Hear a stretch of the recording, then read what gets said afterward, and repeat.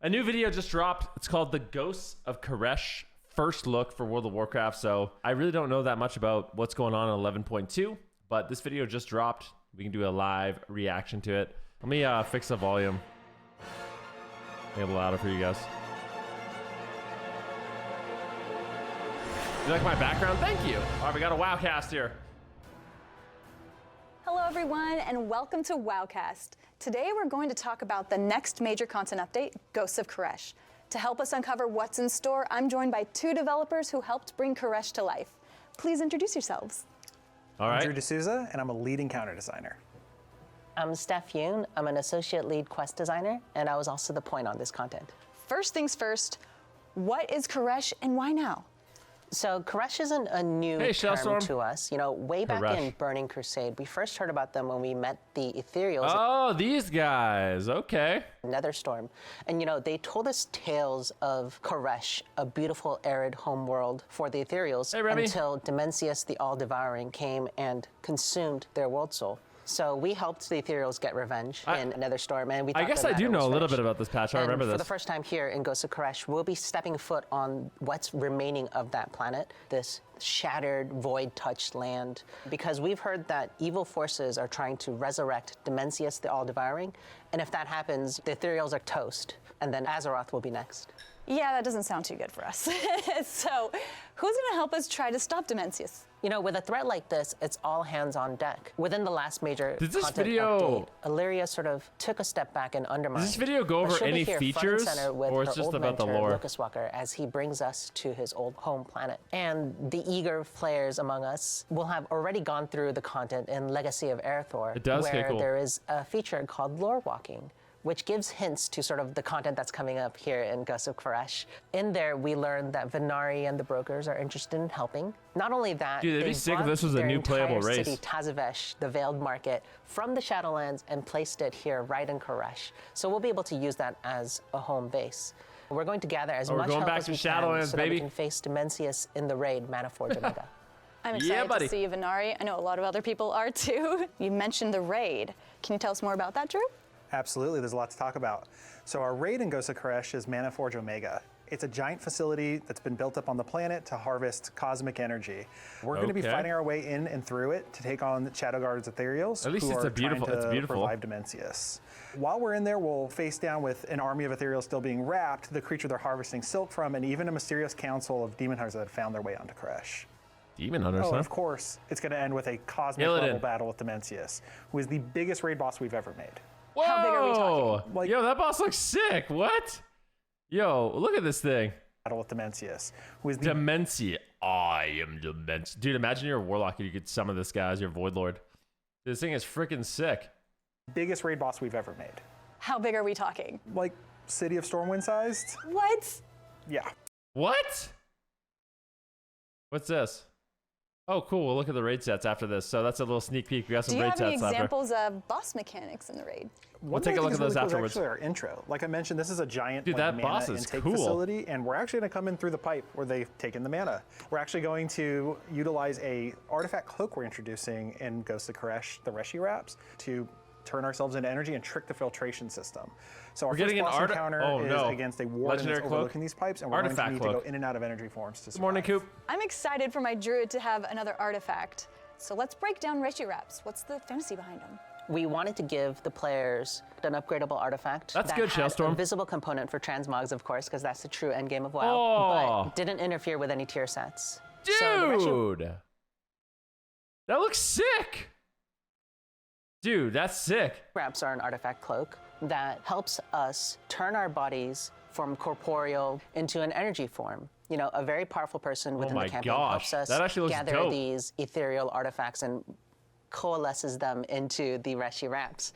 And it turns our bodies into energy form and basically allows us to see the world through the ethereal's eyes. With this, we'll be able to interface with an outdoor activity called phase diving, which allows us to enter untethered space, which is an entirely different way to look at Caresh. It's an overlay that introduces new creatures, new objectives, new world quests, you know, new mechanics.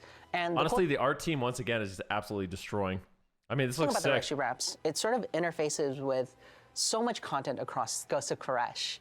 You can use it in the open world, you can use it in the dungeon, you can use it in the raid, and in delves as well. Seeing the world in the eyes of ethereal sounds really, really cool. You mentioned delves. What the heck is that hat? To Ghosts of Yo, Caresh? what? So we is have a that new mage? delve coming in Ghosts of Caresh, and this is was called that thing? the Archival Assault. It takes place in the Azure Vaults and Dragon Isles. You might be familiar with that place, but this time it's chock full of ethereals, ethereal pirates, some brokers, and they're plundering the place, and we're going to put a stop to that with our buddy Bran. You'll be able to take advantage of your Reshi wrap to unlock unique challenge gateways. They might have boss rushes or unique challenge rooms. This will screw up my mop grind, dude. I know. This is what's so hilarious is Mop is gonna come out. The new season for Mop will come out, and then we'll have about a week of Mop, and then it's gonna be this patch. And I'm probably just gonna play this, honestly.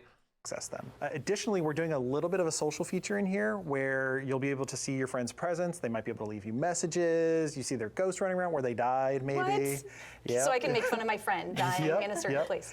And speaking of dying, let's talk about our nemesis for this season. Okay. You might be familiar with her. Her name is Nexus Princess Kaiveza. You have unfinished business with her in Erebar. She's got a whole new bag of tricks for you. She's not going to hold back this time. Dude, I can't get over this mage set, dude. Look at that hat. You guys seeing what I'm seeing? Like, why? It has like a whip on it, bro. So buckle up. That's so exciting. I loved her fight in Nerebar Palace, and so I was always wondering where she vanished off to, because you don't actually defeat her. Let's head back to the outdoor world. What can we do on Caresh? Yeah, there's two major systems. You know, the first one is called ecological succession. When we met the ethereals for the first time in Netherstorm, the two things that I noticed were their energy forms and their really cool ecodomes, right? These systems that allowed them to create biomes inside that didn't match I'm going to be honest, going to Netherstorm for the first time, way back in the day, it was maybe one of the coolest zones, I think, ever to exist. Netherstorm was sick. And here, basically, you'll be helping run one. Venari is trying to bring life back to those shredded parts of Caresh. And with that, she needs your help to fill it with animals and creatures that really thrive in the Caresh ecosystem. What this means is that she'll ask you to go back to previous zones, get animals, and experiment and see if they can survive in the Caresh ecosystem, and then release them to create a thriving ecology. Think of it as like a void Jurassic Park, where you're just sort of like trying to make sure that this beautiful place can thrive. The other feature I want to talk about is phase diving. I already mentioned it a little bit when I was talking about the Reshi wraps, but it's basically an overlay across all of Caresh where you get to switch to energy form and enter untethered space to access a whole slew of new content. You can expect to see anything that you normally see in the outdoors, you know, treasures, rares, lore objects, all that. But there's also things that are unique specifically to phase diving. One of the features that I can talk about here is called Warrants, where you're going to be helping the Constable of Tazavesh hunt down notorious monsters. I'm looking forward to also building my own ecosystem. That sounds so cool. Anything with animals, you got me sold. Earlier we spoke about the new raid. What else is coming to season 3? Oh, here we go. There's a lot to talk about here. So first off, we have a new dungeon coming with Ghosts of Caresh. So he talks about PvP. I hope so. You think? Okay, I'm gonna pause this right now. What's the over under? He talks about PvP. What do you think? Here we go. Let me know. All right. So new dungeon. Ecodome Eldani. It's very important to the ethereals. It's a 3-boss dungeon. We're going to be fighting through devourers, invading one of these places, eating some of the wildlife Steph talked about earlier. That's bad. We're also going to be fighting off a force of Yanari, thanks for the sub, man. over this place. We're going to fight our way through and figure out why they want this place. One more note with this dungeon is it'll be immediately available on normal, heroic, and baseline mythic with the update on Ghosts of Caresh. I think the really cool thing about Ecodome Eldani too is that the canonical route that the storyline takes place is the campaign, the raid, and then Ecodome Eldani. And that's not a thing that we do often, you know? So I'm really looking forward to seeing how people react to this cadence. So what are the dungeons in the dungeon pool? Oh yeah, let's dive into that as well. Let's talk about the returning ones first. So we're going to head back to Revendra. This is for all the dungeon homies. We learned about the raid. We learned about some of the open world content. Now we're learning about the dungeons. And visit our friends, the Venthir in the Halls of Atonement. The next two, like Steph mentioned, Tazavesh is coming back. So we said Tazavesh should come back. Of course. That was a mega dungeon when it was first introduced, so we're going to break it in 2 pieces, of course. We're going to have Tazavesh Streets of Wonder, where we're actually fighting through the markets and bazaars and streets of Tazavesh, chasing down Solia. And then we'll have the second half, which is Solia's Gambit, where we're chasing through portals and eventually having our final showdown. Tazvesh will also be returning as a mega dungeon experience in Ghosts of Caresh. Starting with Season 3, you'll be able to play it in hard mode as the baseline mythic difficulty. It'll have increased challenges, hard mode mechanics, and really awesome rewards. I'm looking forward to it. Oh, we also had a community vote for the last 4. What were the winners? Yeah, it was really cool to see what players' favorite dungeons were in the War Within. Okay. And the 4 that players chose were Operation Floodgate from Season 2, going back to punch some goblins, Priory of the Sacred Flame, just awesome, I like that dungeon vibes throughout. And then we're going to round that out with 2 dungeons from Season 1 of The War Within, Arakara, City of Echoes, and the Dawnbreaker. Nice. Just quick note for the Season 1 dungeons, we are going to take a pass, on the visuals, the combat pacing, the cast times, the number of abilities even, to make sure they're aligned with Season 2 dungeons. Are there any other important notes for players to know about for Season 3? Actually, not directly Season 3 related, but on the day of the update for Ghosts of Caresh, you're going to have access to non-bountiful delves and all Season 3 dungeons for heroic and mythic baseline. Okay, so this is really good. We learned about delves, we learned about dungeons, we learned about raids, we learned about open world. Mythic difficulties. That means there will be Season 3 tuning, but also Season 3 rewards. You can get yourself a head start. Somebody said, I love watching PvP players have hope every patch. Bro, of course, that's all we Mythic got, Plus, man. And the raid will open the following week, but you should have plenty to sink your teeth into on day 1. And oh yeah, one more thing. We've heard feedback for a long time now about how dungeon checkpointing works, especially in like Mythic Keystones where your timer's ticking down and whatnot. We're going to revisit our philosophy there on how long a run back is and when they unlock, and we actually want to visualize some of this in game through what we're calling waystones. So as you unlock checkpoints, you'll have an icon on your map. I think that's a good idea, actually. I like that a lot. Dude, honestly, Mythic Plus seems like it gets a lot of love. I'm not gonna lie, Mythic Plus seems like I'll also have these stones that warp in and show you if I release, this is where I'm coming back. I don't want people asking that question anymore. That is so exciting because I can't remember for the life of me every checkpoint in a dungeon. So thank you guys. And what about class sets? Yeah, there's new set bonuses to talk about as well. And Manifold. Oh, here it is. All right, so these are the sets. Interesting. I feel like Mage won. The Mage looks bomb, by the way. Mage looks insanely cool. I don't know what that is. That a Paladin or what? What's that one to the right? The same position as Mage, but on the other side. Looks pretty sick. Warlock looks good too. We're trying something different with the set bonuses. Up until now, they've been focused on your spec or your class. With this update, we're actually going to target your hero talents. So in my case, I play an Arms Warrior, I play Colossus. Okay, Warrior looks badass, bro. Oh my gosh. Bonuses targeting Demolish, but also have spec hooks if I'm like a Prot Warrior versus an Arms Warrior to make sure that they're still competitive. That's interesting. So the tier is for the hero talents. I think that's interesting. So instead of having like an Arcane tier, a Frost tier, a Fire tier, it's going to be you have a Frostfire tier, a Spellslinger tier, and a Sunfury tier. Got you on the spec level, but we're targeting hero talents. Oh, that sounds really cool. Yeah, and players can look forward to a lot of class updates as well. A lot of talent updates for specs such as Brewmaster Monks and Unholy Death Knights. Now, along with Season 3's PvE content, there's also a new PvP season. There are several PvP talents that are being updated as well. And for those of us who like PvP talent updates, anybody? Yes. Let's go, baby. Outdoor World PvP, there is an entire island called Vanquisher's Wake. I'll be avoiding that. And I'll be there. Yeah. I'll be avoiding that. Okay, we like the guy in the middle. Of course you would. Before we wrap up, what are you both most excited for in this update? For me, I'd have to say it's Dimensius. That's going to be a cosmic level encounter. There's planets blowing up. It's awesome. Goodbye, Ice Wall. Don't say that. You name it. Additionally, I think we have a really awesome dungeon pool this season. I'm excited for players to check out Tazvesh hard mode. I am also really excited about Dimensius, like such a glow up from the blueberry that he was before. Yes. Baby blueberry. But the thing that I'm most excited about, we're in the War Within, and the War Within is part of the World Soul Saga, a trilogy of expansions that, interweave their story all throughout. And so... Wait, hey look, an island for PvP, then change the subject? It's okay, we had 20 seconds. It's all good.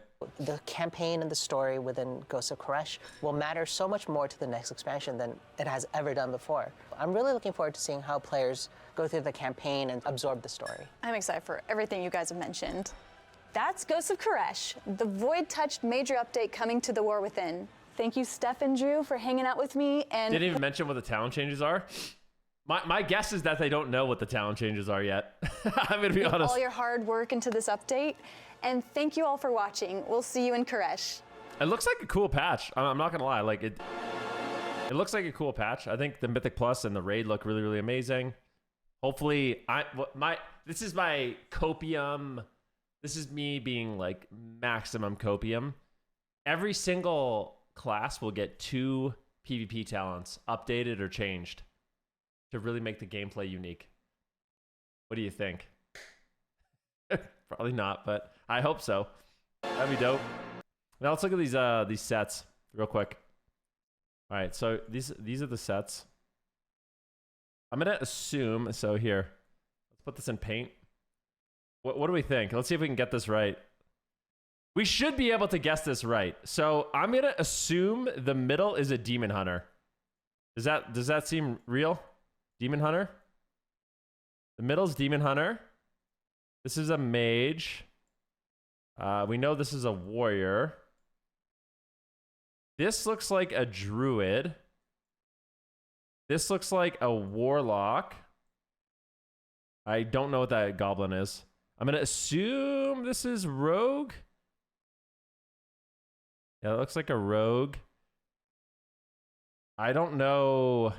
I guess this is a paladin. This looks like a paladin. Do you guys think? So what do you guys think? What do you even have left? We have hunter. This looks like a. I think if gun to my head, I'm gonna think that the hunter's on the right. Okay, wait. Do we even have all the classes? The Pandaren equals monk. Panda's a monk. Ew. I don't think it's that good then. Monk. So where's priest? There's evoker is missing. Priest is missing. Okay, we don't have them all. You think the priest is next to the pally? People are saying that's the monk. They always make monks pandas, so. How is there nothing in there about the reward restructure? Apparently, yeah, we're supposed to be getting it. A panda priest, bro. Goblin priest. I feel confident about most of them, but yeah, I don't know what the heck this one is. I don't know what the heck this one is, but I feel like this could also be monk. This could be a monk too. I think the goblin could easily be the monk, and this could be a priest maybe. Dude, you know what they love? Can I tell you something? You know what Blizzard loves? Is these like skirt pants. The skirt pants are fashionably in. They love the skirt pants. Ever since that was introduced, like half of the sets have the skirt pants. You hate this so much. I don't mind them. Now, to be honest, I think the mage set looks cool. It looks real nice. But yeah, good to get some info there. I'm sure we'll be getting lots more information very soon.